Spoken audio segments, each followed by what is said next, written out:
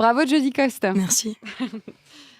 Bravo, donc effectivement, c'est un extrait de ton EP qui est sorti au printemps dernier, je crois. Qui est sorti le 30 janvier. 30 janvier, donc un peu avant le printemps. Oui, Et on même peut aussi, température.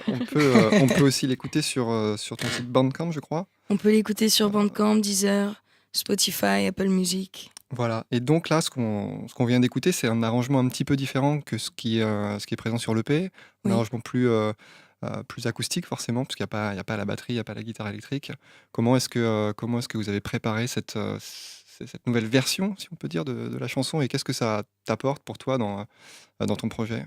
On le retravaille, c'est un peu revenir finalement à la source même de la musique en question de Sweet Candy, puisqu'à la base, je l'avais composé guitare-voix.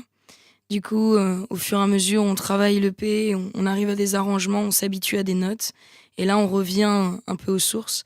Et pour ma part, c'est vrai que c'est assez plaisant dans la mesure où ça me permet aussi d'avoir plus de liberté au niveau de la voix et de pouvoir divaguer un peu plus. Mhm.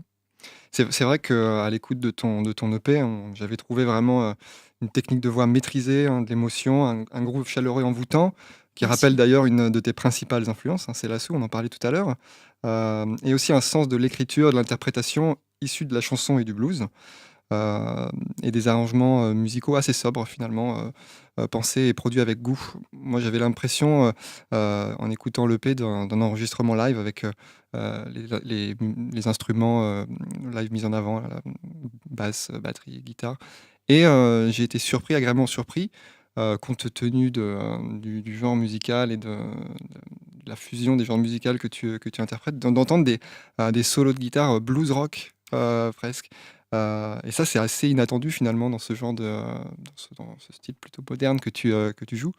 Est-ce que c'est un souhait de ta part, ou est-ce que justement c'est le guitariste avec qui tu travaillais qui t'a dit tiens, ce serait pas mal C'était à la base un souhait de ma part d'avoir des solos, de laisser la place en fait aux instruments.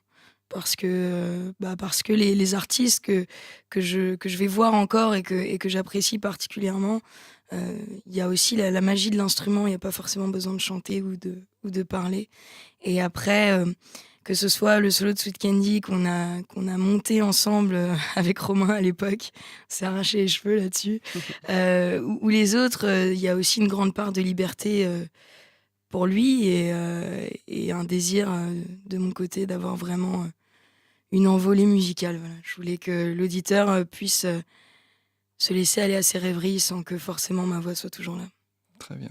Ce serait intéressant que tu nous racontes aussi l'expérience de produire un EP en studio, parce que sur la page d'accueil de ton site, donc jodycost.com, donc on te voit, il y a une vidéo du making-of en fait, de l'EP. On te découvre alors sous une facette de productrice, d'arrangeur, de chef d'orchestre.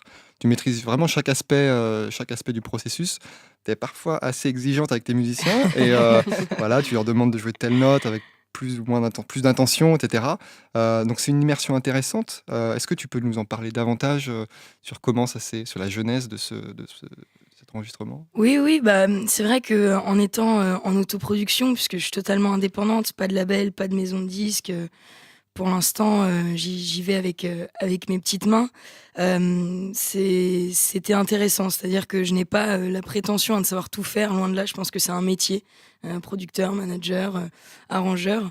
Mais je voulais que, voilà, à la fin, on ait un produit et qu'on puisse se dire, bon, c'est un premier EP, certes, ça évolue depuis les scènes, mais on a quelque chose de carré à mon sens. Et c'est vrai que la communication avec les musiciens aussi en studio s'est faite petit à petit, notamment parce que eux parlent très technique quand ils sont dans leurs arrangements. Oui, donne-moi le renversement, tout ça.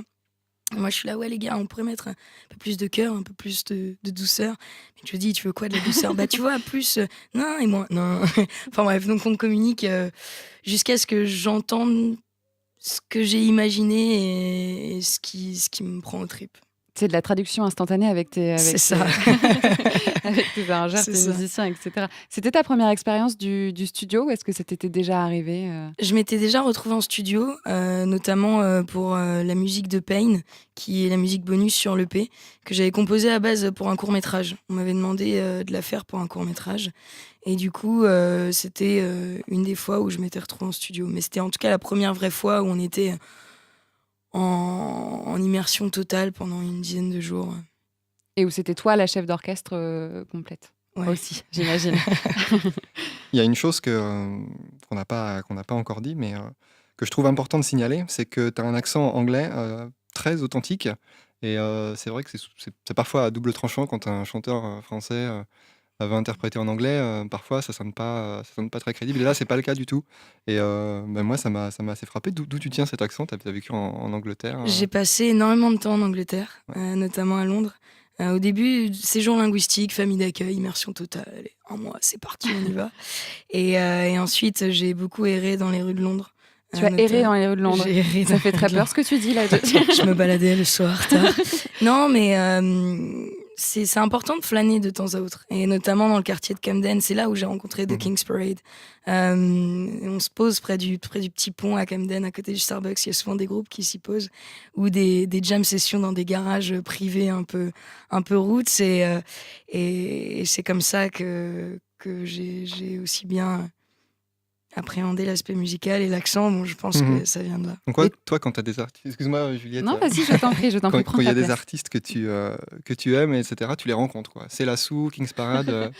Oui, allez. parce que je me dis. Oui. Non, mais je me dis que avant tout, j'aime l'humain, j'aime les relations humaines. Et c'est intéressant de pouvoir avoir l'opportunité de discuter avec l'artiste et pas nécessairement de dire est-ce qu'on peut prendre une photo et se mettre ensemble sur les réseaux sociaux. Non, c'est vraiment un échange. Et quand je dis jamais que je suis fan de quelqu'un, mais j'admire énormément le travail parce que je sais qu'il y a du travail derrière et c'est toujours intéressant, je pense, dans l'échange. Ça nous permet de progresser et d'avoir une autre vision aussi des choses. Complètement. On sent, tu l'as dit tout à l'heure, tu voulais pas parler de carrière, tu voulais parler d'aventure musicale. Il y a quelque chose qui se dégage de toi, déjà un charisme assez impressionnant et en même temps tout à fait... c'est quand même facile de te parler, mais on sent que pour toi c'est une aventure et tu as envie, là tu nous as confié ça tout à l'heure en off, tu as envie de te lancer complètement dans cette aventure, donc de lâcher tout ce qui va être emploi un peu plus lambda et Ouais. de te lancer une année entière uniquement pour la musique. Ouais. Oui, parce que c'est en fait un pari que je prends, mais qui n'a pas été pris à la légère. On en a parlé tout à l'heure, j'ai eu la chance de m'entourer de belles personnes, et il est hors de question, à mon sens, de les laisser comme ça en cours de route. Et c'est comme pour tout, si on veut être à fond dans un domaine, on doit s'y consacrer corps et âme, et qui plus est la musique, parce que entre le temps de l'inspiration, de la composition et autres, c'est très important. Donc oui, ça va être une année full musicale et je pense qu'elle va être pleine de sourires et pleine de rencontres, encore une fois. Pleine de projets aussi, Ouais. j'imagine. Tu as notamment, si on parle de projets passés et à venir, un peu entre les deux, il y a un tout premier clip qui va sortir Oui. demain. Demain, oui, Demain. samedi 24 septembre, Voilà. sortie du clip Sweet Candy. Voilà, c'est ça, la chanson que vous avez pu entendre tout à l'heure. Et si vous ne l'avez pas entendue, rendez-vous sur les chaînes YouTube et Dailymotion de la radio. Pourquoi est-ce que tu as choisi cette chanson pour être clippée ? Alors déjà, j'aime beaucoup l'histoire ou la manière dont je l'ai montée.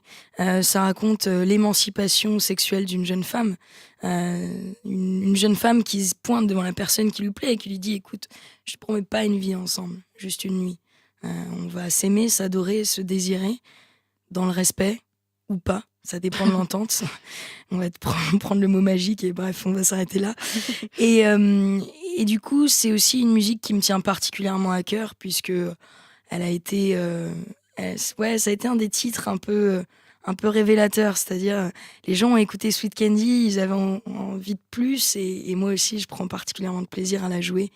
Et je trouvais ça intéressant de raconter cette histoire ou de prendre un parti un peu décalé, vous verrez ça sur YouTube.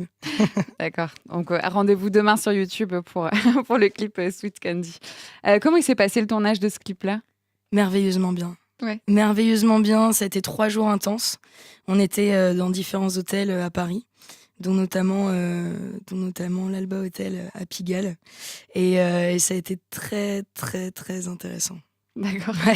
On attend le résultat en tout cas demain. L'interview va bientôt toucher à sa fin si on veut t'entendre pour une nouvelle session.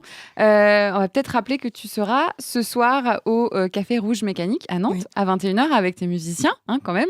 Oui, oui. Faut pas rigoler. Une dernière question peut-être, Nicolas, pour la route. Oui, bah, très, très rapidement. Alors, le clip, tu as eu recours au crowdfunding, donc à KissKissBankBank pour en financer une partie, je crois. Oui.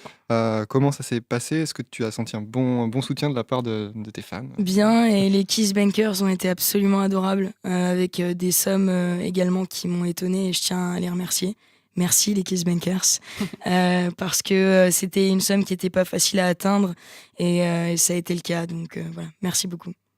Bravo, en tout Merci. cas, c'est un pari réussi ce KissKissBankBank et c'est aussi ton projet qui a dû les séduire, évidemment. On va t'entendre pour une reprise cette fois-ci. Qu'est-ce que vous allez nous chanter?